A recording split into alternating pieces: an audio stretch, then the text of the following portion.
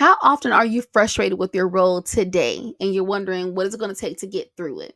So, from trying to shift the culture in your company to dealing with generational differences to even build your credibility in the process, HR is a hard role to be in. And so, if you're wondering how to be successful in your role, this is the video for you. Knowing that you're being successful in your role can really be a deal breaker. If you feel like you're not being successful, if you feel like you're spinning your wheels, if you feel like you're doing all the wrong things, those are things that are going to either keep you stuck or have you looking for another opportunity, running away from the feelings that you have. And so, in this video, I'm going to help you walk away with understanding how you're being successful, identify if you're being successful, and help you to break through that feeling as well. So I'm Brittany. I'm an HR leadership coach. I specialize in working with HR departments of one and HR department leaders to help you to build your impact, means to do a great job where you are, build your influence, have a lasting effect on those around you and your organization, and ultimately to build your income. So understand that, we have a lot of goals, a lot of things we desire to do, and livelihoods that we want to build for not only ourselves but for our families as well. So income is the perfect way to do that. So if you're interested as an HR leader in building your impacts, influence, and income, hit the like button to let me know this video resonates with you, and also to push it out to more people who could also benefit from this message.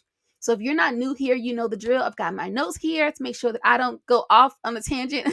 I want to make sure you have your notebook so that you can take the notes as well. And I want you to walk away from this video understanding and asking yourself, are you being successful? And even do you know what that looks like for you? So we're going to talk more about that.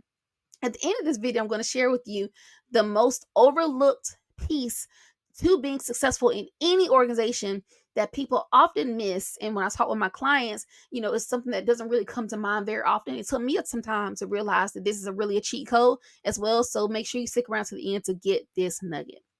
So when it comes to working in HR, like I said before, the role is already big enough. It's already challenging enough. And because of that, we don't want to be our own limit. We don't want to be our own boundary. So when it comes to second guessing ourselves, when it comes to, counting ourselves out, telling ourselves no, there's enough of that out there. We want to make sure we're not doing that to ourselves.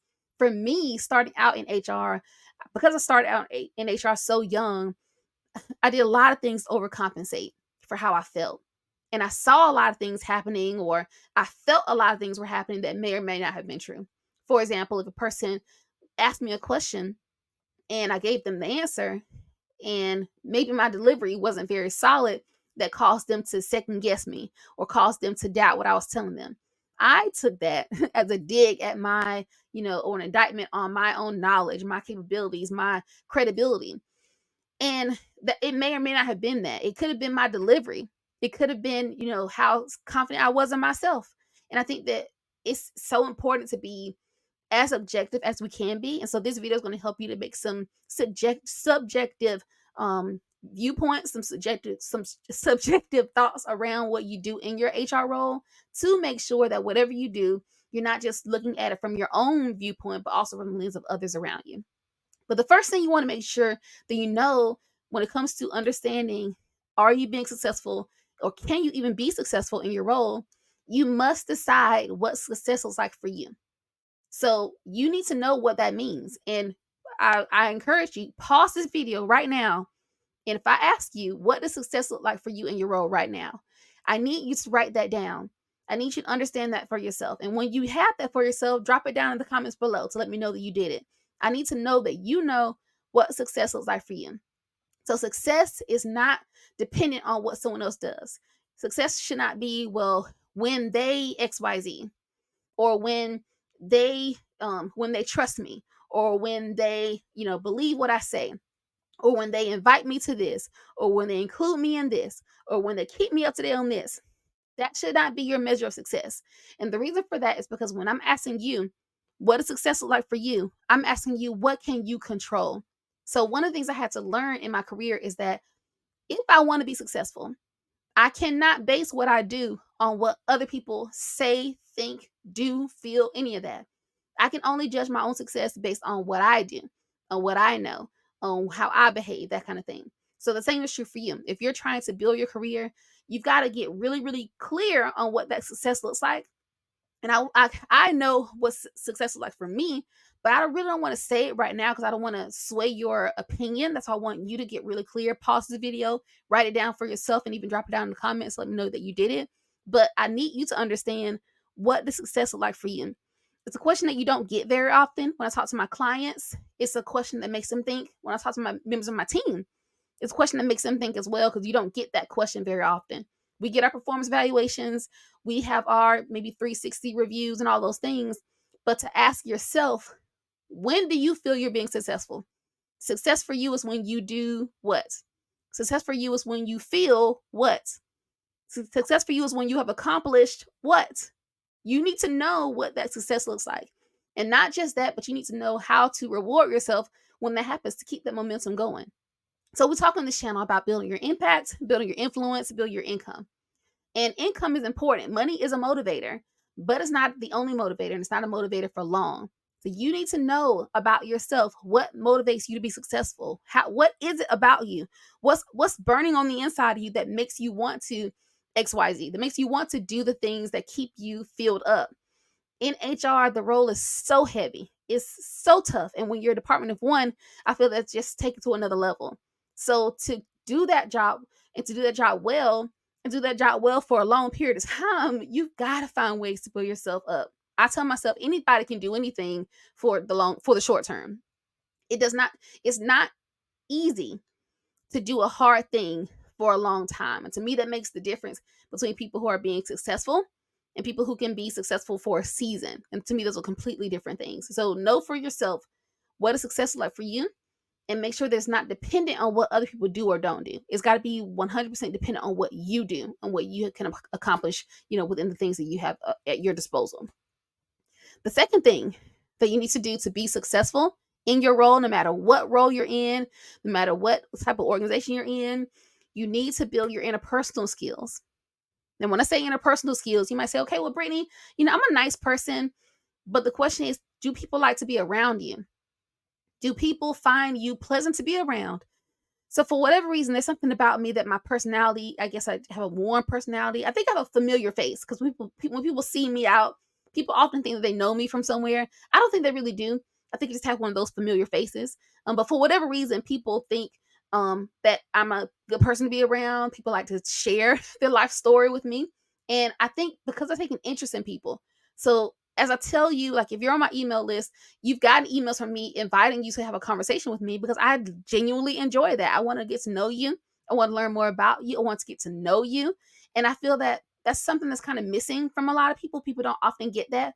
And I'm not saying you have to go around with that same kind of energy, but understand it's important for people to want to be around you. When you're trying to be successful in your role, sure, you can be a great individual contributor. But if you're trying to be successful and trying to have a bigger impact and a greater influence, you have to do that not on an island by yourself. You got to find ways to work interdepartmentally, to work across business units, and to find different ways to have people to like being around you. And that might look like, say maybe you have to like lean into your own brand of humor. So, I'm an HR leader and I have my own brand of humor. I love dry humor. Like it's my favorite dry humor. I love The Office. I love to watch Girlfriends. I love all kind of things like that. And so I'm not telling you that you have to be like I am or like anyone else, but whatever you do, make sure you are true to yourself. One thing people do not like is lack of authenticity. People don't like that. And you don't like that. If you find that you're around someone and you feel like they're not being their true self, you feel like you're meeting that person's actor, you feel like you're meeting that person's version of themselves they want you to see, we don't like to be around people like that. So lean into yourself, be honest with who you are, be true to who you are. You can't be anybody else, and there's nobody else that can be you but you. So lean into that. Just be your true, authentic self, and find different ways to be genuinely curious about other people. It doesn't have to be a work assignment, but the relationships that you build in the workplace with anybody at any level, finding different ways to find commonalities with people is a great uniter. It's a great way to help people to get to know you, for you to get to know different people, for you to remember things about people. You might not even remember a person's name. Say you're at a networking event.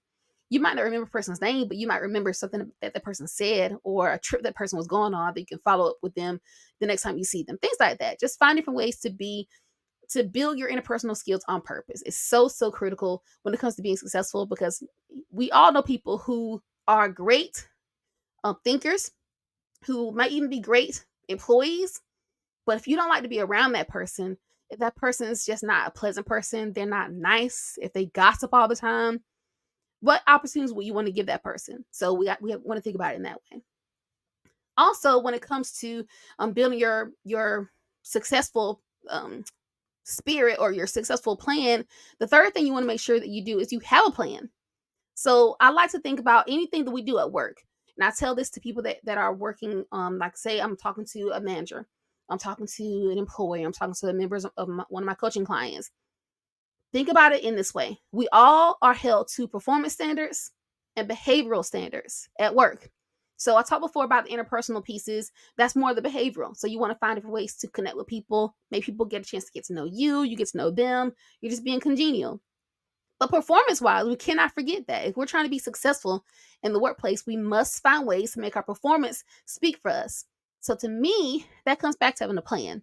If you don't have a plan written down, if you're going into every day and you're just taking it as it comes, to me, from my experiences, that's a recipe for disaster. Because I tried that for a few years.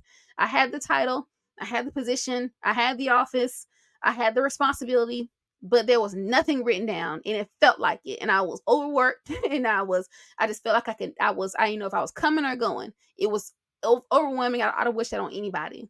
But once I started writing things down, once I had a plan, once I had something that I could actually work from, especially when you're a department of one, you feel like there's well, you not that you just feel like it. There is no one to tell you what to do day to day. Your supervisor has no idea what your role requires, what your role could really even be. You might be the first person in your role to take HR seriously, to look at HR beyond the administrative pieces of it, the operational pieces of it, the tactical pieces of it. You're probably the first person in your HR department who wants to be more strategic, but you're not sure what that even means. So you can't even be strategic if you don't have a plan that you're working from. We have to work out those operational things first, and you have to understand how to be successful in that way. So if you're not writing things down, if you don't have a list of what needs to happen every quarter, every month, every year, every bi-weekly period, whatever frequencies that the different things happen on, there are many schedules of our HR departments, but you have to have a plan. To me, the benefit of having a plan is it gives you boundaries. So, say you're in the middle of working on something and another project comes across your desk. You might not have the capacity to work on it right now because you might have this report that's due on July 9th. But if you don't get this report done, everything else, there could be other ramifications. Your organization could get fined, all these things. So, having a plan that you're working from lets you say, well, I can't get to that right now, but can I circle back on it next Tuesday? Or can we circle back on this tomorrow? Or I'm in the middle of this thing right now, but can I call you back this afternoon? It gives you the parameters to put some boundaries around the things that you do. Because if you don't have a plan, you have a tendency, or you could have a tendency, because I know I did, to just say yes to everything because you want to be a people pleaser, going back to that previous point, and you want to find different ways to, you want to be liked, you want to show that you're on the same team as everyone else, and you want to do whatever you can to help people. But that does not help you to be successful. So having a plan is so, so critical. If you don't, I'll drop a link down below if you want to get the Thriving in HR Planner, a tool that I've created. It helps you to organize your entire 12-month period, and it helps you to do it in a very intentional way. It's a planner I created, gosh, now well over 10 years ago, but it helped me when I was in your shoes to get out of just taking every day as it came. I had to identify, like, where's my HR sweet spot. So every week was broken out into competencies. So compensation and benefits, payroll and records, performance management, all those things. And I realized after writing in the planner week after week, month after month, I spent a lot of time in recruiting, whether we were recruiting or not. And I had to realize, Brittany, you've got to break out. You're spending a lot of time doing the things you like to do, but you're not spending any time on things you don't know how to do just yet.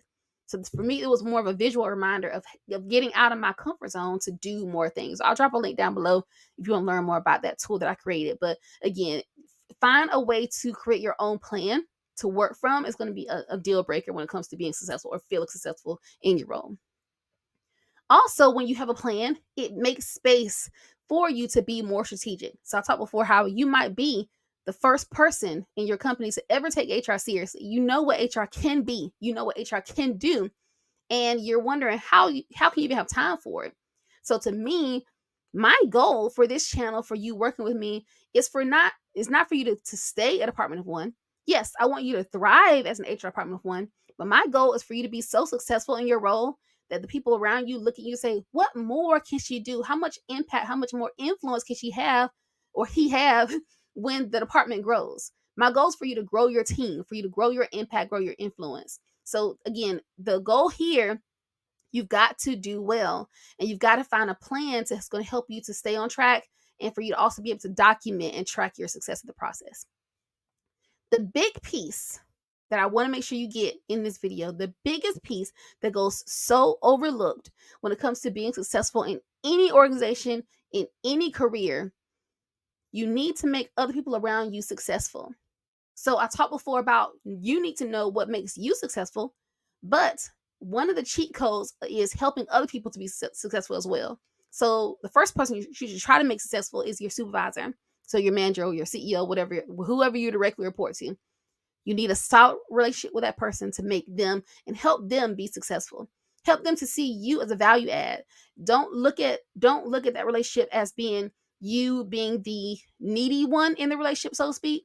See yourself as that person's secret weapon, so to speak. You're the person who's going to help them to get things done. You're going to help that person to stay on track. You're going to help that person to be successful.